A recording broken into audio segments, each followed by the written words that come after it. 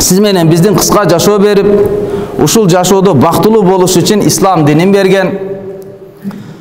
Динде кээ бир убакыттар бар, кээ бир мезгилдер бар. Башка убакыттарга караганда ал убакыттар артык болуп саналат. Ошол убакыттардын бири, урматтуу туугандарым, сиз менен биз азыр өткөзүп жаткан Шаабан айы, бул деле бир куттуу айлардын бирине кирет. Усама бин Зайд радиаллаху анху айтат: "Мен Аллахтын элчиси саллаллаху алейхи вассаламдан эмне үчүн ушул айда өзгөчө ороза кармоосуну сураганымда, пайгамбарыбыз айтты: себеби бул ай Ражаб менен, буга чейинки ай санагы менен Ражаб жана Рамазан орозо эки айдын ортосунда келип, көпчүлүк адамдар бул айга бейкапар болуп калат, көп көңүл бурбай калат. Ошондуктан мен бул айда ороза кармаймын. Экинчи себеби, бул айда имандуу адамдардын амалдары Кудай Таалама көрсөтүлөт. Ошондуктан мен жакшы көрдүм, менин амалым Аллага, менин кылган иштерим, жашоом Алла Таалага орозо абалымда көрүнсө дейт. Эмне үчүн орозо? Себеби эң ыхластуу амал. Эл көрсүндөн, кожо көрсүн, кожо уксунга караганда эң калыс Алла үчүн аткарыла турган, Кудай менен пенде гана кайсы нерсе ички дүйнөсүндө болуп атканын билип турган бир амал болгондуктан, ушул амалда Аллага амалым көрүнсүн дейт. Ибн Кайым рахимахулла айткан, адам баласынын амалдары 4 түрдө Алла Таалага сунушталат.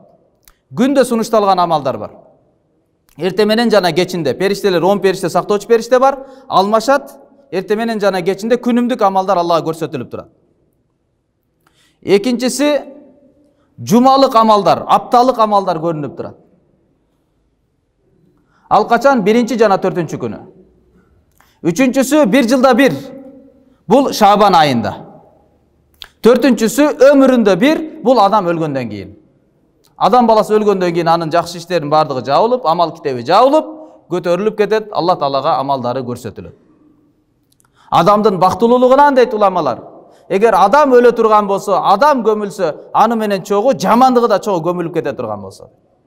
Күнөөсү да, кесепети да чогуу көмүлүп кетсе. Ушта жамандыктарды кылып, жамандыктарга себеп болуп калып, күнөөсү ал өтүп кеткенден кийин деле улана бербесе. Бактылуулугунан адамдын өлгөндөн кийин күнөөсү дагы өлсө. Бактылуу адам өлүп калса, жакшылык аркасынан сооп бара берет. Амал китеби кыяматка чейин жабылбайт.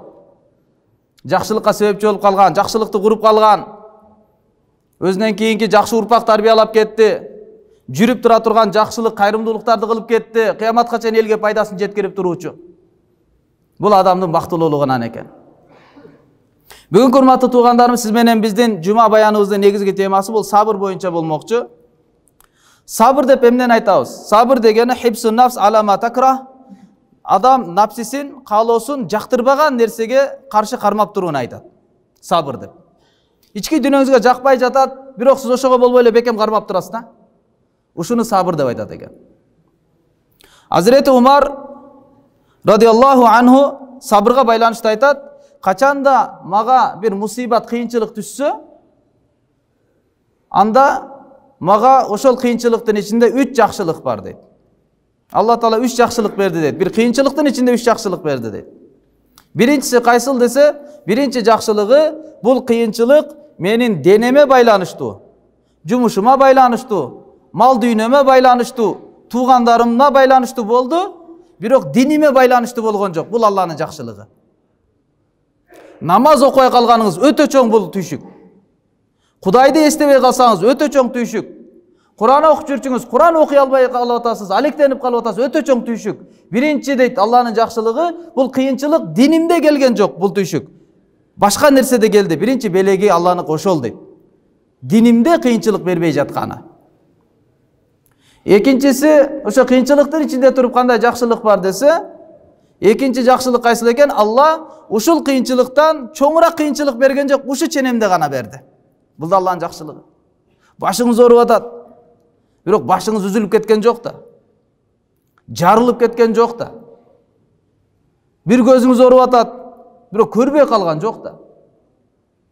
Ушундай кыйынчылык турат, андан да чоң кыйынчылыктар бар, бирок ошону бербей турат. Бул да Алланын неаматы дейт. Үчүнчүсү, кыйынчылыктын ичинде турган дагы бир жакшылык бар. Ал эмне экен? Эгер сабыр кыла турган болсом, Кудай Таалам вабашширис сабирин, сабыр кылуучуларга куш кабар айткын ой Мухаммад деп пайгамбарыбызга сүйүнчүлөп койгон. Кандай куш кабар? Иннама юаффас сабируна ажрахум бигайри хисаб. Аларга эмне? Беште касырлар берилеби? Бештин кыздары берилеби? Кандай деңгээлде сооп берилет? Иннама юафас сабирун. Сабыр кылган пенделер, эркектер же аялдар өздөрүнүн соопторуну эсепсиз алат. Эсептелбейт. Эсепсиз деңгээлде Кудай Таалам сабыр кылгандарга мен сооп беремин деген. Кыяматта дагы биринчи аввалма юда'a илал жаннати аллазина яхмадуна Аллаха фис-сарра'i ва-дарра. Кыяматтын кыйынчылыгына калбастан бейишке эң биринчи чакырылган адамдар Алла Таалага мактоо айтып, кыйынчылыкта да, жеңилчиликте да Аллага разы болуп жүргөн адамдар биринчи чакырылат экен. Сабыр кылып жүргөн адамдар биринчи чакырылат экен. Эң кыйынчылык сизге жашооңузда кыйынчылык келип атса, бул чоң түйшүк эмес. Балким сиз күнөөдө жүрөсүз. Алланын өкүмүн аткарбай атасыз. Намазыңыз жок жашоодо. Такыбалык жок, арам менен иштеп атасыз, ачык билесиз. Алланыга күнөө кылып жүрүп дагы, жаратканды нааразы кылып жүрүп дагы, бирок дагы эле жашооңуз жай баракаттуу, түйшүксүз, мол жашоо боло турган болсо, алымдар айтат, мына ушул чоң түйшүк, ушуну ойлонуш керек дейт. Бул чоң проблема. Сен Кудай Таалам кайсы пендесин жакшы көрсө, ида ахаббаллаху каман ибталахум. Качанда жакшы көргөн бир коомду кимди Алла жакшы көрсө, ага сыноо берет дейт. Жакшы көргөн пендеси күнөөгө кете берсе, кыйынчылык берип эскертет экен. Ай пендем, кой андай кылба, мага кайт. Күнөө кылып атасыз, дагы эле жакшы эле жашап жүрөсүз, дагы эле кыйынчылык жок, анда Алла сизди таштап койду деген сөз. Фаламма насу ма зуккиру бихи фатахна алейхим абваба кулли шей. Качанда алар эскерилген нерселерди унутуп койгондо, аларга берилген китептин ичинде эмне деген насааттар бар эле, эмне кылыш керек эле, кандай жолдомолор бар эле, ошону унутуп коюп өздөрү каалагандай эле жашап кетишкенде, фатахна алейхим абваба кулли шей, ар бир нерсенин эшиктерин ачып салдык дейт. Ар бир нерсени ачып салдык.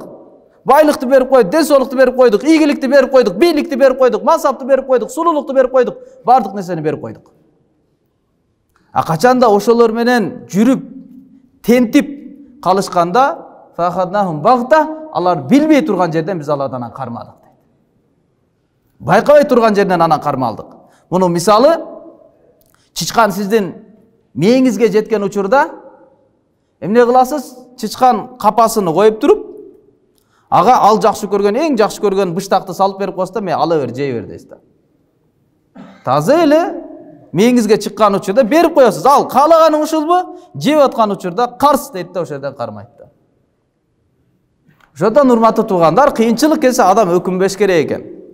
Кыйынчылык эки себептен улам келет. Эки себептин биринин себебинен келет.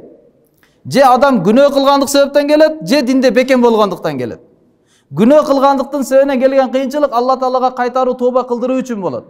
Динде бекем адамдарга келип аткан кыйынчылыктар бул адамдын даражасын көтөрүп, иман парасатын, түшүнүгүн, тарбиятын Аллах Таала аларды жогорулатуу үчүн болот.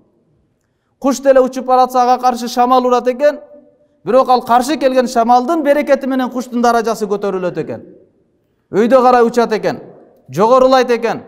Ошондой эле такыба, динде бекем адамдарга келген кыйынчылык аркылуу Кудай Таалам алардын даражасын көтөрөт. Юбталар ражыл, пайгамбар саллаллаху алейхи ва саллям айтат, ашадун нас балаан ал-анбия. Адамдардын ичинен эң оор кыйынчылык көтөргөн бул пайгамбарлар. Эң көп кыйынчылык көтөргөн пайгамбарлар. Суммаламсалу фаламсал. Анан ошо пайгамбарларга окшоп кеткен. Юбталар ражыл бихасби дини. Адам өзүнүн дининин бекемдигине жараша сыналат дейт. Демек, диндин себебинен деле кыйынчылык келет, күнөөнүн себебинен деле кыйынчылык келет. Бирок экөөнү кантип айырмаласак болот десе, алымдар айтат, анын айырмалай турган, таразалай турган нерсеси бул сиздин ички дүйнөңүз дейт. Эгерде ички дүйнөңүз кыйынчылыкта туруп, кыжаалат болбой, ички дүйнөңүз кысылбай жаткан болсо, анда билиңиз бул кыйынчылык сиздеги динде бекем болгондук себептен келди. Эгер кыйынчылыкта туруп, ички дүйнөңүз деле жеп, ичинен сиз кысылып жаткан болсоңуз, анда бул күнөөнүн кесепетинен келди. Пайгамбар алейхиссалату вассалам кыйынчылыктын үстүндө эң көп мен Алла үчүн ушундай коркутулган мен эч ким коркутулган эмес. Алла үчүн ыза тарткан мен эч ким андай ыза тарткан эмес дейт. Бирок ички дүйнөсү тынч болчу. Курсагында таш ачкачылыктан, жегени суу менен курма, адамдардын душмандыгы. Бирок сунуштап келгенде деле адамдардан Алла өзү сунуштаганда деле байлык, бийликти талап кылган эмес. Се жүрөгү тынч болчу. Адам такыбалыктын себебинен келген кыйынчылыкта ички дүйнө кыйналбайт экен. Günöөнүн кесепетинен келген кыйынчылыкта адам тарланып, Кур'ан-ы Каримде үчөө бар эле бир казатка чыгып, Табук казатына чыкпай калган эле. Ошолорго эмне дейт? Вадaqat алейхимул ард бима рахубат, ай би рухбиха. Аларга жер кенен болсо деле тар болуп кетти дейт. 50 күн тобасы кабыл болбой калды. Эч ким сүйлөшпөй койду. Пайгамбар деле салам айтпай койду, алек албай койду. Күнөөнүн кесепетинен келген акыбал, кыйынчылык адамдын ички дүйнөсүн кысып салат экен. Ошондон билсек болот экен. Динде такыбалыктын себебинен келип аткан кыйынчылыктар бул адамдын ички дүйнөсүн кыйнабайт экен. Кандай болгон чакта дагы урматтуу туугандарым, Аллах Таалага сиздерди өзүмдү биринчиден сабыр кылууга чакырып кетем. Сабыр кылалы, дүйнө сыноо майданы. Эмне бизде болсо, анын бардыгы Алла Тааланыкы. Эмнени Кудай Таалам бизден алып жаткан болсо, ал Алла өзүнүкүн алып жатат. Жашоо максат эмес, түбөлүктүү жашоо бейиш үчүн келгенбиз. Ал жакты курууну көздөп, акыретте эмне пайдалуу болот экен деп, дайыма иншалла бир туруктуу жакшы амал кылганга Кудай Таалам баарыбызга жардам берген болсун. Ва ахиру даъвана алхамдулиллахи rabbil alamin. Subhana rabbika rabbil izzati amma yasifun wa salamun alal mursalin walhamdulillahi rabbil alamin.